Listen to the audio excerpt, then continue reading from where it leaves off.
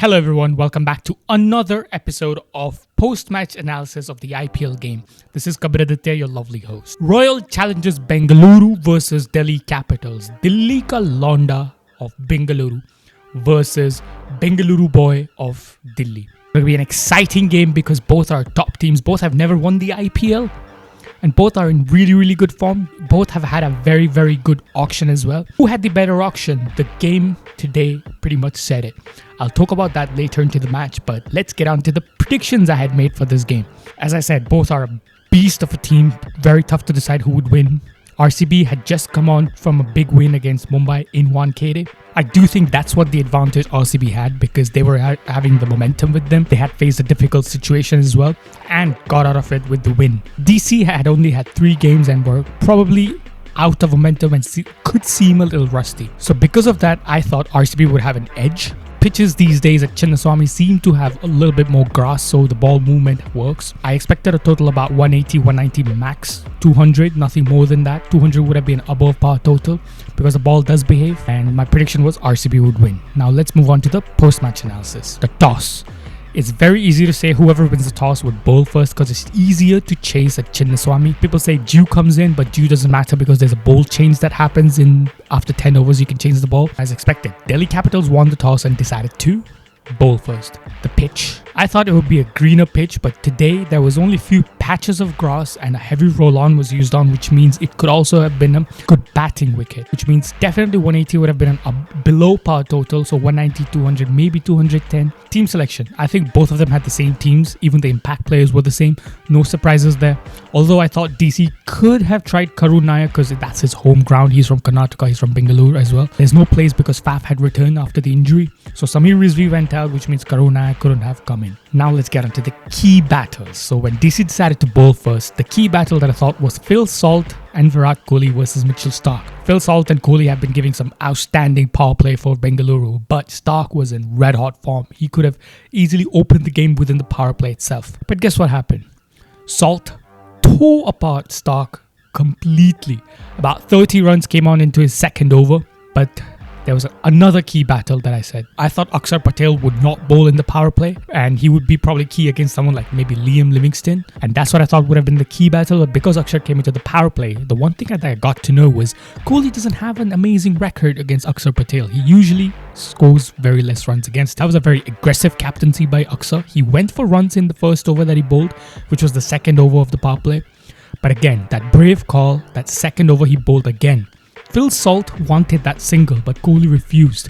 He did not want to get on strike against Akshar because clearly he wasn't comfortable playing him. He might seem like he wanted to dominate. He had hit a couple of boundaries to him.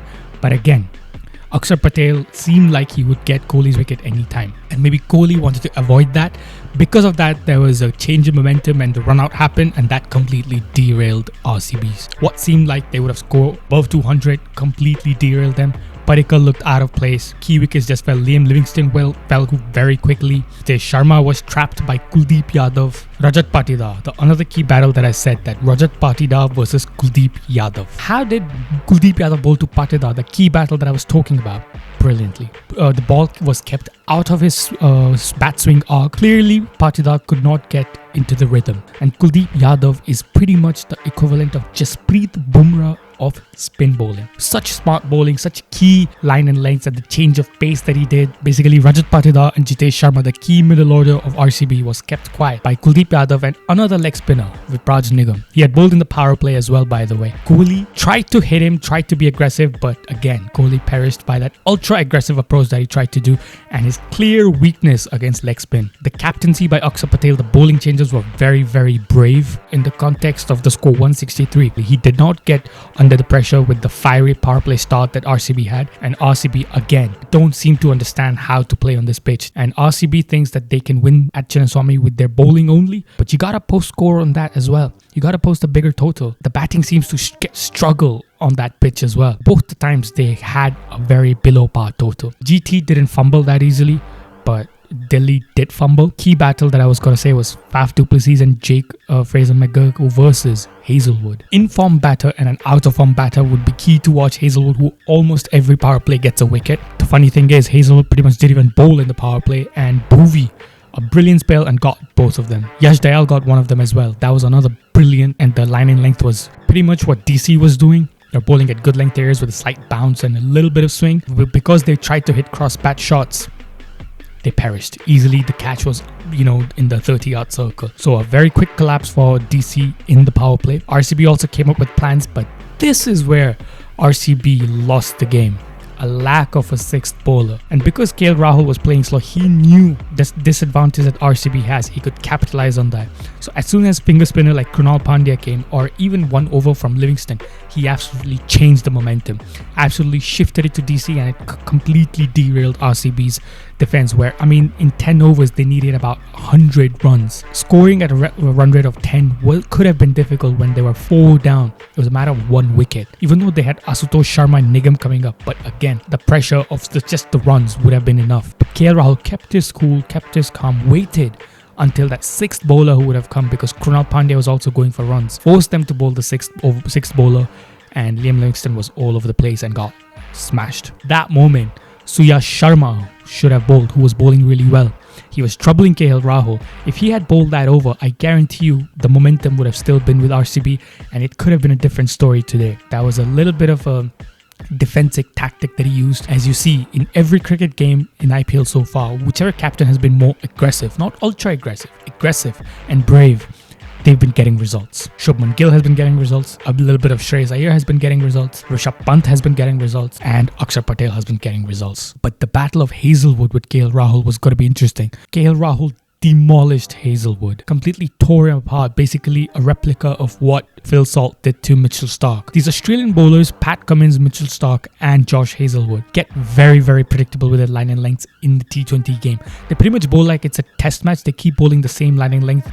They think the batsman will break his patience, but in T20s, batsmen are so innovative, they will find a way to derail you. And that is how people have dismantled Pat Cummins, Mitchell Starc and Josh Hazelwood in this IPL. Now, let's get on to the turning point of the game. DC won pretty much comfortably, even though they had a hiccup. I think the turning point was the auction. People have been praising it. I have praised it, but I think DC had a slightly better auction because they have options in bowling and batting. They have enough depth. RCB lacks that, especially at the home ground. Krunal Pandya was not effective. At Chinnaswamy, at your home ground, you need at least 6 to 7 bowlers when defending a below par total. That's where RCB lost it. We've seen RCB has won key games away, but if you look at closely at the Mumbai games, why did it even go that close? Because of a lack of a sixth option. Bowling a spinner at the end never makes sense. It's not brave. It's because you have no options. There, they somehow managed it because they had a mountain of runs, but here they didn't. So every time RCB will collapse a lot of times because they have to go for an above par total regardless of the pitch, because they know their bowling doesn't have the depth. They can make the game in the power play, but they cannot finish it completely. RCB, there are worrying signs right now. I still don't think they have a trophy winning squad. I think the turning point for this game was that Akshar Patel's over clearly played on Virat Kohli's mind. He did not expect that.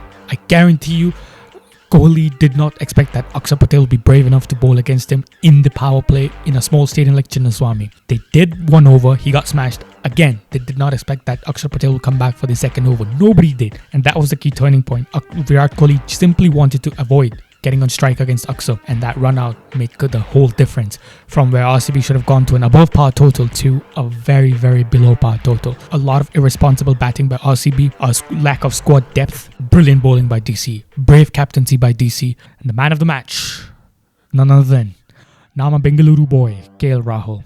It's so happy to see him succeed. It's like his success feels personal. Gets to open against CSK, smashes a brilliant match-winning knock, then he gets to get back to number 4 against RCB, and he smashes a match-winning knock. A knock of the season, I would say, for him. He could really come back to the T20 squad. I also have a personal connection with guy like KL Rahul because I grew up in Bengaluru as well for 5 years. I'm a Delhi boy as well, so which is why I like RCB's team, the Delhi Londa and RCB connection. And I also like KL Rahul. When he came to Delhi, me being from Delhi and the Bengaluru feel amazing. I love it. His success and even Mohammad Siraj's success completely feels personal. It's like you want them to succeed regardless if they're playing against your team. Thankfully, because I pretty much support Delhi automatically because I'm from Delhi. So thankfully KL Rahul plays for Delhi Capitals. Although I do want Virat Kohli to lift the trophy, but let's see what happens. I don't think RCB is going to win this trophy. So that's it for today, guys. That was the post-match analysis. Now let's get on to the preview of tomorrow's game.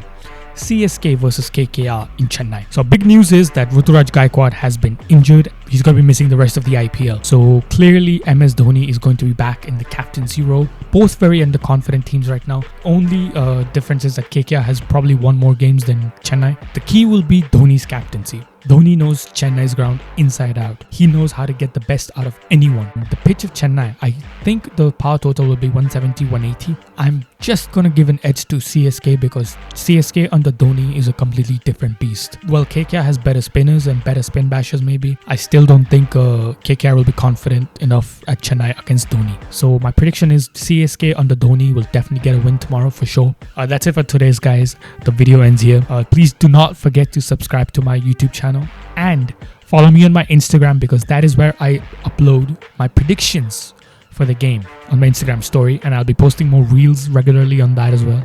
I usually do, but now I'm going to be making more daily content, so do follow me over there as well.